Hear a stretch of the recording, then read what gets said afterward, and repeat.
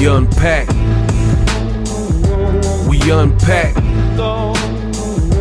We unpack. Coming to you live. Boxing Ego unpack. Yeah. We unpack. We unpack. We unpack. Coming to you live. Oh, nah. Here we go. Richard Schaefer, who now works with Canelo, is claiming that Canelo versus Crawford can somehow, some way, do similar business or even exceed Manny Pacquiao when he faced Floyd Mayweather. I'm going to tell you right now, spoiler alert, it's cap. It is not gonna happen.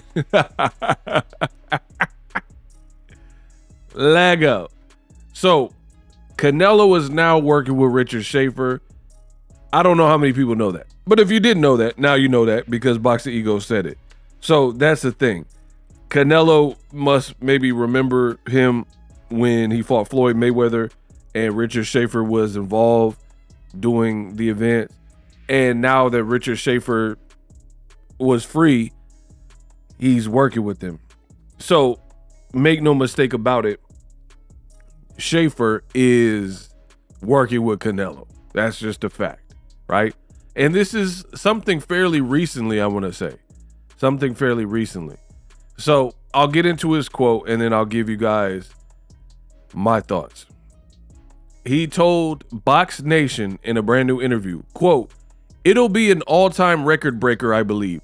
I think this is going to be and has the potential to be the biggest fight we have ever seen from a live gate point of view, from a pay-per-view point of view, from a global audience point of view," right? If that wasn't bad enough, he compared it to Floyd Mayweather and Manny Pacquiao and says it can do equal business, if not surpass and exceed that particular fight. And I call cap. I definitely don't see that. Now, for starters, let's break it down. I don't just talk about it. I explain my perspective. I mean, so many different reasons. For one, Mayweather versus Pacquiao. You have two legends of the sport. Two guys who are anomalies in the sport. Meaning what they've accomplished is not going to happen for a while. Like Pacquiao being an 8 division champion. I want to sub to my promoter. Right? And he's coming back and he's trying to set new history by fighting Mario Barrios and maybe winning a title at age 46. So Pacquiao has continued to challenge himself. He's continued to push the envelope and push boundaries. 8 division, that don't even sound doable. And for example, Pacquiao started off in them little snot weight, booger weight, sperm weights and all that, in them little micro nano weight classes, right? That would be like a guy like Inoue or a guy like Roman Chocolatito Gonzalez going up and beating Jermell Charlo at 154. Beating, Jerron Boots Ennis at 154 or Virgil Ortiz. I mean, Pacquiao beat Margarito at like 152 pounds ish, and that was his 8th weight class. Like, come on, bro. You're not seeing that again. At least it's not unless they change the weight classes or something. That's going to be very hard for anybody to ever do that again, because let's be real. Most fighters, if they stepped up, if they started off where Pacquiao started off, like minimum weights and all that, and they're in these little booger weights, and then they moved all the way up to 47 even, they're probably getting knocked out. And they'll probably get knocked out on the way there, because just think about it. A guy, let's say Chocolatito or Inoue, he would have to likely fight a guy like Gervonta Davis at 135, at least if he wants to prove that he's the best. Then at 140, you got Gary Antoine Russell. I mean, these guys are just too big and too rugged for guys who started off in such a small weight class. So Pacquiao, I've already spend a good amount of time talking about him. Floyd, I mean, what can I say? 50-0, perfect record, fought real competition, fought in multiple eras, made more money than pretty much anyone in boxing history, holds all the live gate records, like several in the top 10, almost majority of them in the top 5, etc. So that shouldn't be compared to anything. Not no Crawford and Canelo fight. I mean, see, this is the funny thing about this. I love my job. I love covering boxing on the internet. You guys can believe me, not believe me. It don't matter. The pay's still the same. It don't really matter. But I'm just keeping it real. And then when I keep it real, y'all get mad at me and say, "Oh, Ego, you're just hating. You're a hater," right?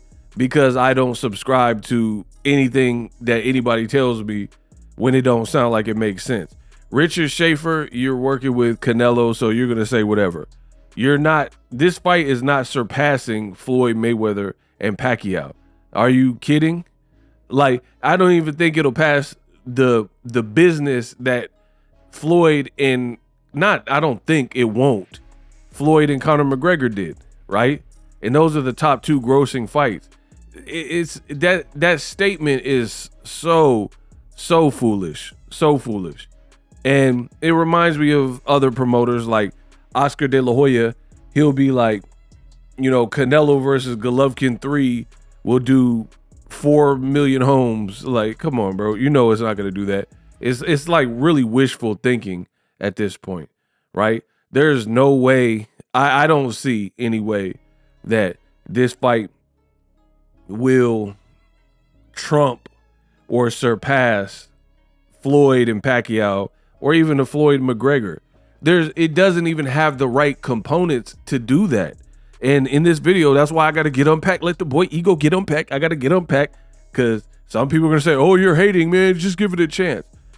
For one, let's break it down because, again, I like to explain my thoughts.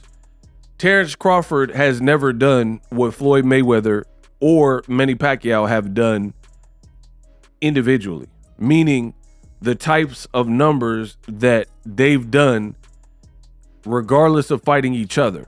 They both had sold over 1 million pay-per-views multiple times, right?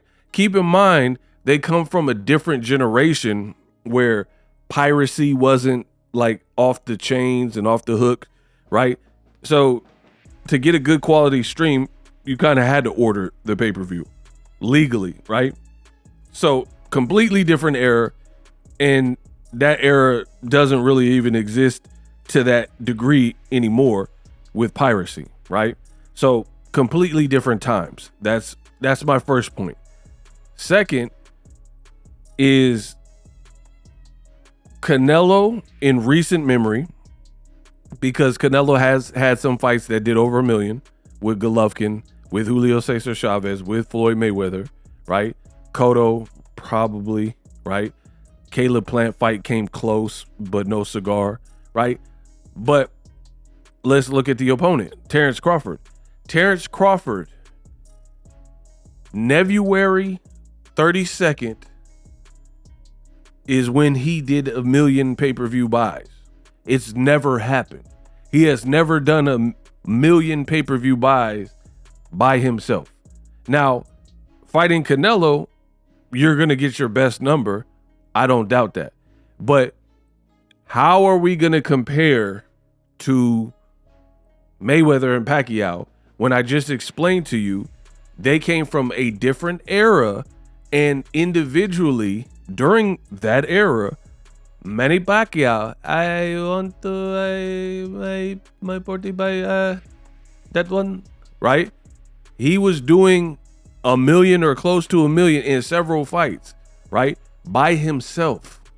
Floyd Mayweather, without Pacquiao, was doing 1 million plus buys in several fights and putting on the biggest events in boxing with Lil Wayne.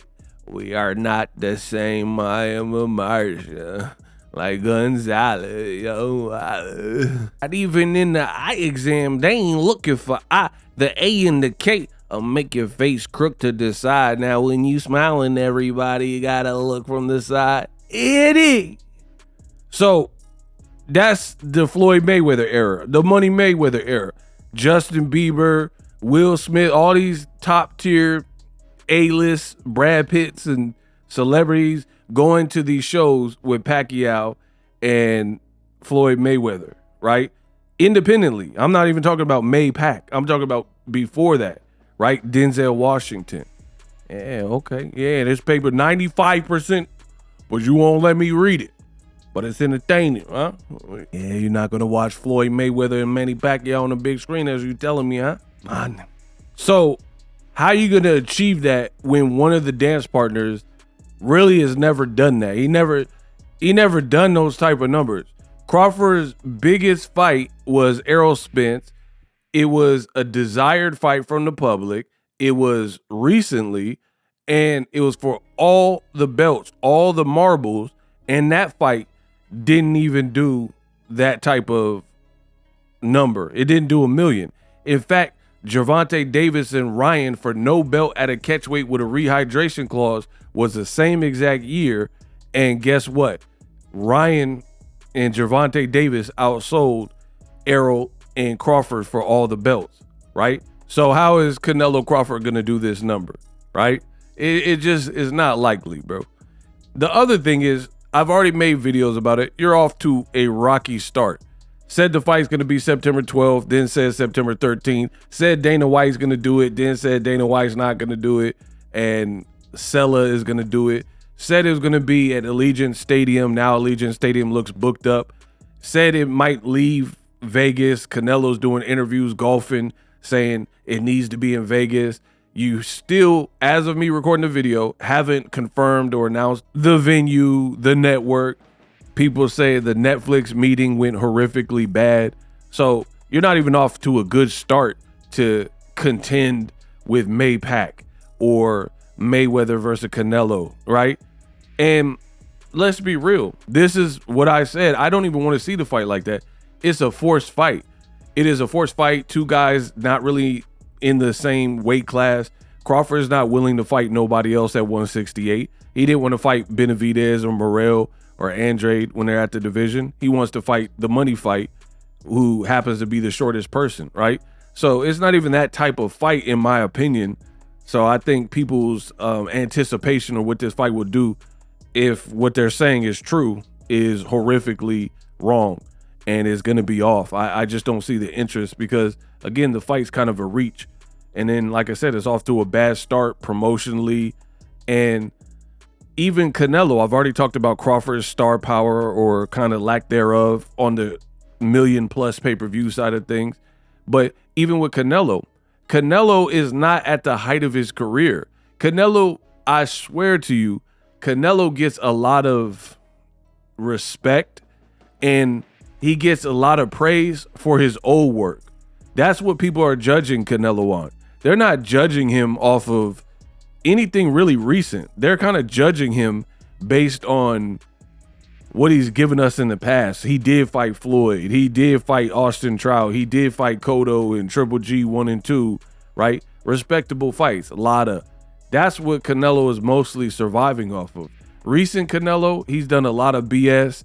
People are kind of off it. People didn't want to see him fight Berlanga or Munguia, right?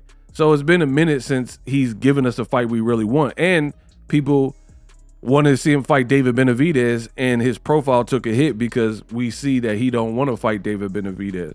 So it's not, you're not even dealing with peak Canelo because you never avenged the Bivol loss. You never fought Benavidez, so your stock took a hit for that. And Crawford is kind of a fantasy fight that they're making into a reality. And like I said, it's off to a bad foot. So I totally disagree with Richard Schaefer. This fight will come nowhere close to Mayweather-Pacquiao. The other thing with May-Pac is that was a fight that marinated 5-6 plus years, right? You can't, 5 or 6 years ago, Canelo and Crawford would be laughed at and considered like blasphemous. Crawford himself has interviews where he said, you fans don't know much about boxing. thinking I'm gonna fight Canelo, right? He's too big, right? And he was saying that I'm gonna top out at 154. So I don't know what's changed and why he all of a sudden wants to do this, but a couple years ago, nobody was requesting this because it didn't even seem like anything remotely realistic. So fast forward to the future, again, how would these, everything I said in this video was realistic, right? So with these realities, how are you going to beat Mayweather Pacquiao? Please, somebody enlighten me and let me know. You have a fight that is really kind of a forced fantasy fight, a reach because of the weight disparity. You have Canelo, whose star power has waned. His last performance was horrible with William Skull. He's made a lot of decisions that are unpopular. He seems more money motivated and a golfer than he does a dedicated boxer. Crawford, great fighter, doesn't have an amazing, history of million plus buys. You don't have the promotion. Turkey hasn't put no promotions out that did 1 million pay-per-view buys. So where's this coming from? And even if this does do 1 million buys, the Mayweather Pacquiao fight did like 4.6 million US paid buys. I remember I ordered the fight and I ordered it from DirecTV, ordered the fight, paid the $100, and it broke. Like, people couldn't order the fight because the server was down, because unfortunately I waited till the day of, right? And they had such a demand that they couldn't control the response was too great and they didn't have enough bandwidth. So I had to keep trying to order Mayweather Pacquiao until it went through, right? So the fans crashed the server basically of Mayweather Pacquiao. And that was when they fought in 2015. So 10 years later, with piracy off the hook and a different generation of fans and everything I listed in this video, please tell me how this fight is going to surpass that. You think people are going to experience issues where the server's jammed up and they can't order the fight because so many people want to see Canelo versus Crawford and pay $100 for it, right? And I'm not talking about no BS where DAZN or Turkey drops some fake number and they're talking about, oh, we got 20 billion illegal streams for this fight. I'm talking about paid viewers, people who are willing to pay $90, $100 pay-per-view for this particular fight, to the point where the business matches or exceeds Mayweather Pacquiao. Not gonna happen. We unpacked. Live streaming can be tough, which is why I use StreamYard. Click the link in the description for StreamYard, which is an awesome tool that enables you to set up your stream with ease of use. Get great results with live streaming. It's what I use. Stream to social media with ease with StreamYard. Live streaming is here to stay. Engage with your audience using StreamYard. Great way to reach out to your audience and connect. So you need a tool that can do that.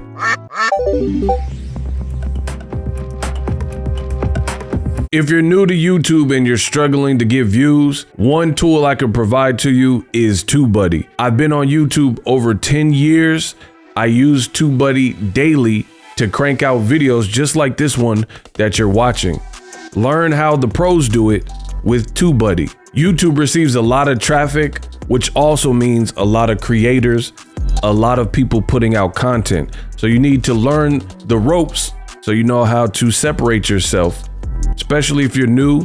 But even if you're a pro, use TubeBuddy. The link is in the description. Get more views, more subscribers, and a higher click-through rate, so ultimately you can realize all of your online goals. Use my affiliate link in the description and grow your channel fast.